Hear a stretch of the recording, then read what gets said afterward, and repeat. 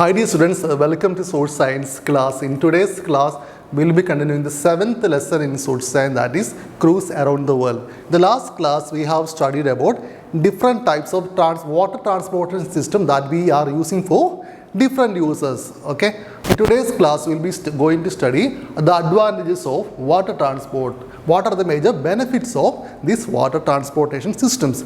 First, we are going to study first point. Ships carry large quantities of raw materials from industries from one port to another. Like the ships, like cargo ships, carry large amount of raw materials such as petroleum products, copper, aluminium, silver, or iron. Okay, these are the general raw materials.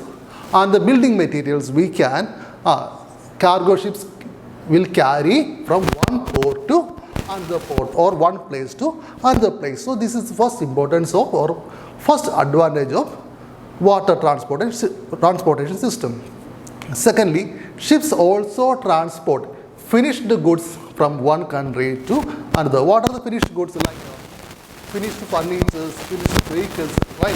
For example, most of the vehicles that we are using in our country are imported from other foreign countries, right? So the cargo ships also transport heavy finished products from one port to or one country to another country. Then third importance, water transport plays an important role during natural calamities like floods and cyclones. It helps in rescuing people and transporting relief materials to attached areas by boats and ferries. During the time of natural calamities like flood and the cyclones, we can ship people from affected areas to safer places. We can rescue or we can ship people to safer places by using small boats and rafts. So that is the third advantage of water transport. Okay, by using the small boats and raft, we can ship people at the time of natural calamities. Okay, now the fourth advantage of water transport. Warships and submarines defend our country. In the last class, we have studied the uses of submarines. Submarines are the ships used by the Navy, right? So warships and submarines defend to protect our country at the time of war. These are the four major advantages of water transport.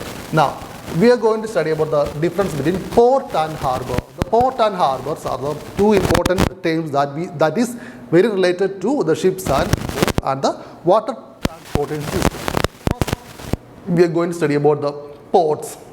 Seaports. What are seaports? Let's see. Boats and ships need a place where people can board or get on and goods can be loaded or unloaded.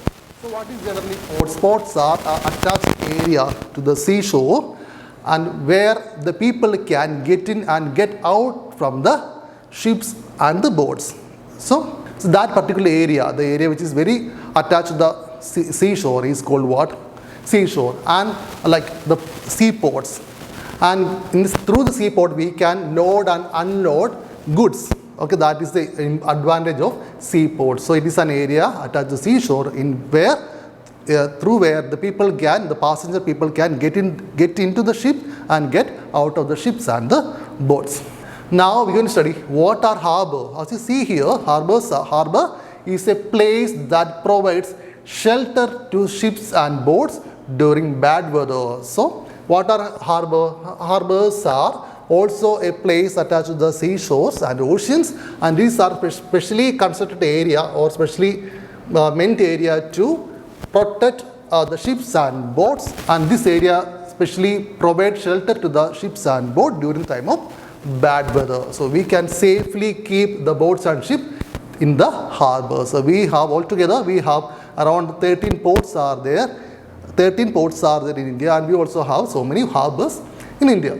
Right, in today's class, first we studied about the advantage of water transport, and we also studied the difference between port and harbour. So these are the question answers for the day. The fourth question, what is a seaport? The answer, boat and ships need a place where people can board and get off and goods can be loaded or unloaded. This place is called a seaport.